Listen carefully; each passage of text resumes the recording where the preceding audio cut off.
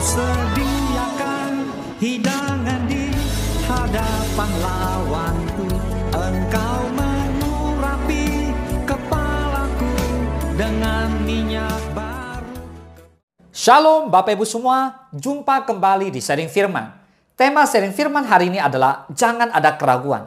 Sebagai orang percaya, kita patut bersyukur karena kita memiliki Tuhan yang hidup, yang tak terbatas kuasanya, dan maha sanggup di dalam nama Tuhan Yesus Kristus. Karena kuasanya yang tak terbatas, tidak ada yang mustahil bagi Dia. Sebesar apapun persoalan atau masalah yang kita hadapi, Tuhan sanggup menolong kita. Maka itu, jangan ada keraguan di dalam kehidupan kerohanian kita. Boleh katakan amin? Ayo kita buka Alkitab kita bersama-sama, Markus 9 ayat 17 sampai ke 27. Kata seorang dari orang banyak itu, "Guru, anakku ini kubawa kepadamu karena ia kerasukan roh yang membisukan dia. Dan setiap kali roh itu menyerang dia, roh itu membantingkannya ke tanah, lalu mulutnya berbusa, giginya berkertakan, dan tubuhnya menjadi kejang. Aku sudah meminta kepada murid-muridmu supaya mereka mengusir roh itu, tetapi mereka tidak dapat." Maka kata Yesus kepada mereka, "Hai kamu angkatan yang tidak percaya, berapa lama lagi aku harus tinggal di antara kamu? Berapa lama lagi aku harus sabar terhadap kamu? Bawalah anak itu kemari." Lalu mereka membawanya kepadanya. Waktu roh itu melihat Yesus, anak itu segera digoncang-goncangnya dan anak itu terpelanting ke tanah dan terguling-guling, sedang mulutnya berbusa. Lalu Yesus bertanya kepada ayah anak itu, "Sudah berapa lama ia mengalami ini?" Jawabnya, "Sejak masa kecilnya. Dan seringkali roh itu menyeretnya ke dalam api ataupun ke dalam air untuk membinasakannya.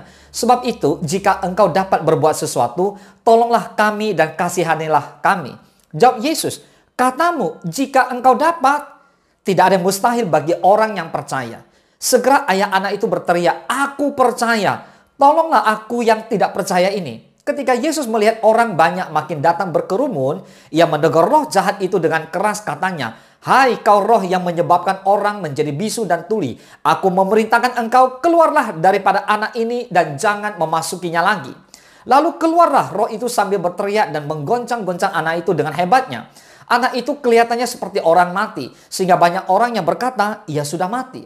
Tetapi Yesus memegang tangan anak itu dan membangunkannya. Lalu ia bangkit sendiri. Saudara, ayat firman Tuhan yang barusan kita baca ini menyatakan bahwa ada seorang anak yang kerasukan roh hingga dia menjadi bisu. Dan setiap kali roh itu menyerang dia, roh itu membantingkannya ke tanah. Lalu mulutnya berbusa, giginya berkertakan, dan tubuhnya menjadi kejang. Lalu anak ini dibawa kepada Tuhan Yesus.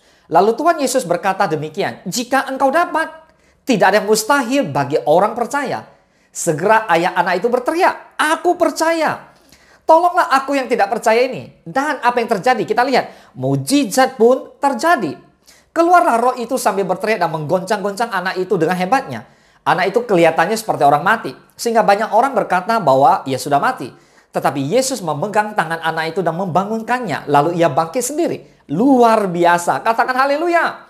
Saudara, seringkali kita bertanya dalam hati, mungkinkah mujizat terjadi dalam hidupku? Sanggupkah Tuhan menyembuhkan sakitku? Sanggupkah Tuhan menolong aku? Pertanyaannya, Bapak Ibu semua saudara, mengapa kamu ragu? Mengapa seringkali orang percaya bisa ragu?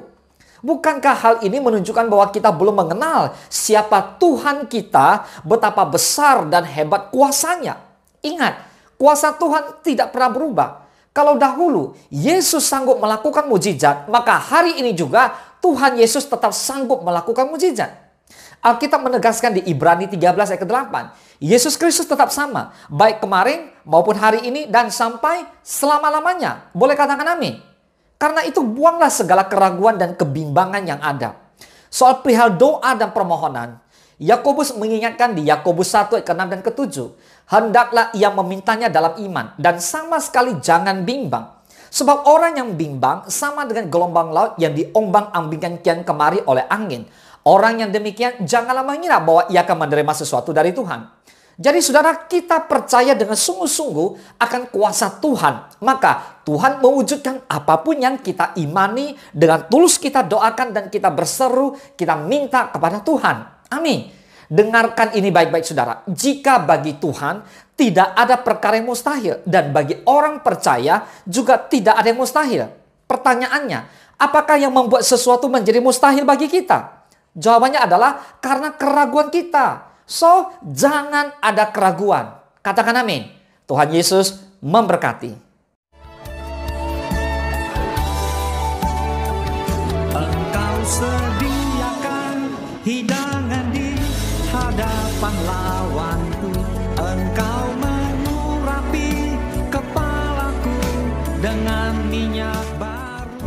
Ku sembah Kau Tuhan, ku sembah Kau Yesus. Ku tinggikan nama-Mu di atas segalanya. Ku sembah Kau Tuhan, ku sembah Kau Yesus. Ku tinggikan nama-Mu.